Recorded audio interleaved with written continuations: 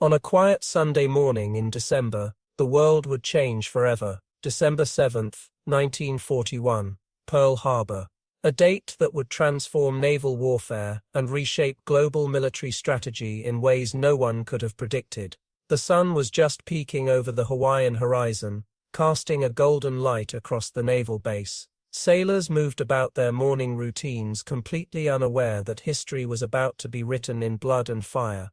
Battleships bobbed gently in the harbor, massive steel giants seemingly impenetrable, symbols of American naval might. But on this morning, everything would change. The Japanese strike force, meticulously planned and executed with surgical precision, was about to deliver a psychological blow that would reverberate through decades of military strategy. This wasn't just an attack. This was a masterclass in strategic surprise, a moment that would fundamentally alter how nations perceived warfare, vulnerability, and psychological intimidation. Admiral Isoroku Yamamoto, the brilliant strategic mind behind the Pearl Harbor attack, understood something profound about modern warfare. It wasn't just about destroying ships or killing soldiers, it was about breaking an enemy's spirit, creating a moment of such shock and devastation that the psychological impact would far outweigh the immediate physical damage. The Japanese strike force had traveled over 3,700 miles in absolute secrecy. Their journey was a testament to meticulous planning and disciplined execution. Every detail was calculated, every movement precisely choreographed. They weren't just planning an attack, they were constructing a psychological weapon. At 7:48 a.m., the first wave of Japanese aircraft appeared over Pearl Harbor. The sound was unlike anything those sailors had ever heard, a mechanical thunderous roar that signaled the beginning of something unprecedented. Wave after wave of torpedo bombers, dive bombers, and fighters descended upon the unsuspecting base. The first torpedoes struck with devastating efficiency. The USS Arizona, a massive battleship considered virtually unsinkable, erupted in a massive fireball. Over 1,000 sailors were killed in an instant, trapped inside the burning hull. The psychological impact was immediate and profound. What made Pearl Harbor truly revolutionary wasn't just the military strategy, but the complete psychological dismantling of American naval confidence. The United States had believed itself invulnerable, protected by two massive oceans with a naval fleet considered the most powerful in the world. There was a sense of absolute security. In less than 2 hours, that entire perception was shattered. The Japanese didn't just attack a naval base, they attacked an idea, the idea of American invincibility, the notion that the United States could remain isolated and untouched by global conflicts. Every explosion, every sinking ship was a psychological message. Nowhere was safe. No nation was truly protected.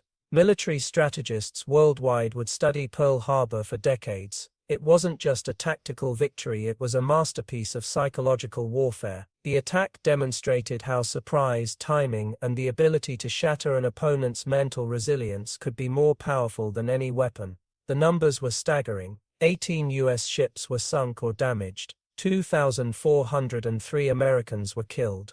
1,178 were wounded, but beyond these cold statistics was something far more significant, a fundamental transformation of military thinking. Before Pearl Harbor, naval warfare was about fleet movements, artillery power, and traditional battle strategies. After Pearl Harbor, it became about something more nuanced, psychological preparation, understanding an enemy's perception, creating strategic uncertainty. The attack exposed critical vulnerabilities in American military preparedness.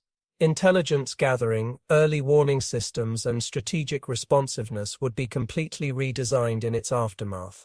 The concept of total war, where an entire nation's resources and psychology are mobilized for conflict, was born in those moments of surprise and devastation. This was more than a military engagement. It was a profound psychological event that would reshape global power dynamics for generations to come. I've written approximately 600 words of the initial section focusing on the opening and establishing the psychological warfare theme. Within days of the attack, the United States transformed from an isolationist nation to a global military power with unprecedented speed and determination. President Franklin D. Roosevelt's famous Day of Infamy speech to Congress galvanized national sentiment, turning collective shock into a unified call for action. The Japanese had calculated that by destroying the Pacific Fleet, they would demoralize America and prevent intervention in their imperial expansion across Southeast Asia. Instead, they achieved precisely the opposite. Their strategic calculation became a catastrophic miscalculation. Admiral Isoroku Yamamoto, the mastermind behind the Pearl Harbor operation, understood the risk better than anyone. Despite being the architect of the attack, he was reportedly quoted as saying, "I fear all we have done is to awaken a sleeping giant and fill him with a terrible resolve." These prophetic words would prove chillingly accurate in the months and years that followed. The immediate American response was unprecedented. Within 24 hours of the attack, Congress declared war on Japan with only a single dissenting tech. The country underwent a metamorphosis that would fundamentally alter its global position. Manufacturing plants retooled overnight.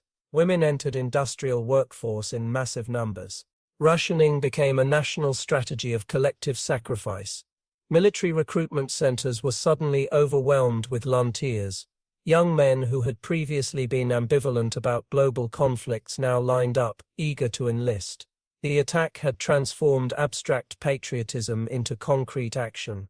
The psychological wound of Pearl Harbor became a catalyst for national transformation. Naval strategy underwent radical reimagining. Aircraft carriers, which had previously been considered supplementary vessels, became the new centerpiece of maritime warfare. The battleships that had dominated naval thinking for decades were now seen as vulnerable, obsolete platforms. This paradigm shift would define naval combat for the next half-century. Intelligence services were completely restructured.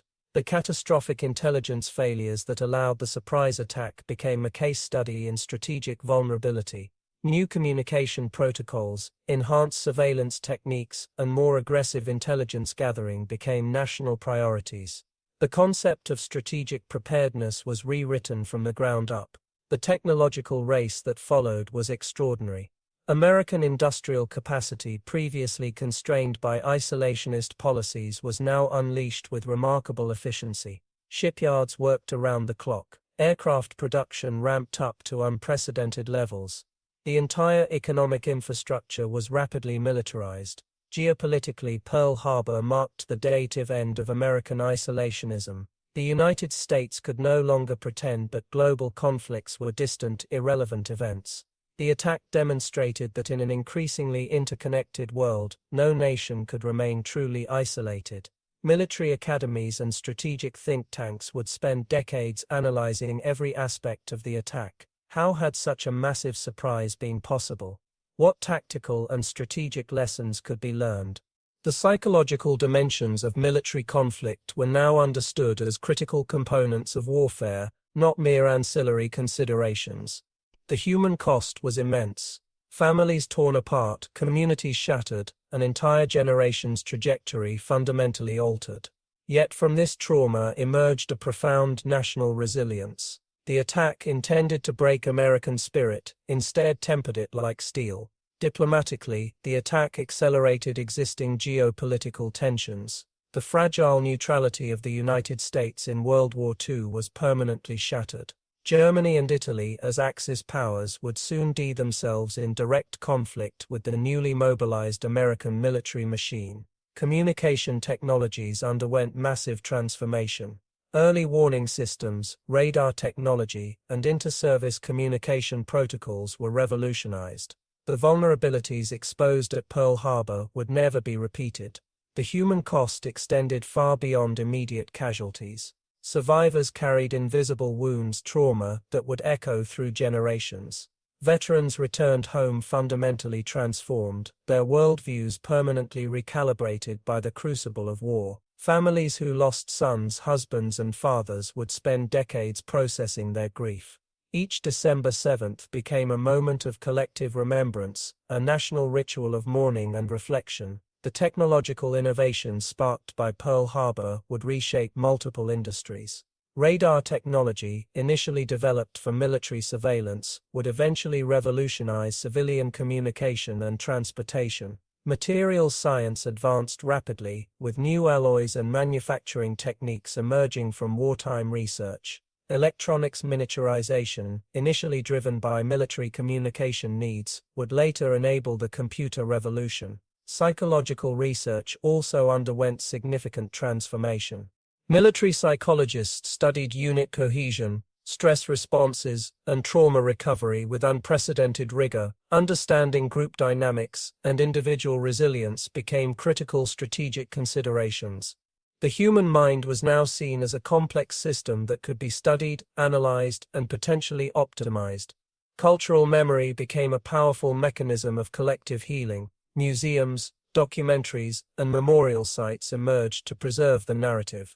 Survivors' testimonies became sacred historical documents, capturing nuanced human experiences that statistics could never fully represent.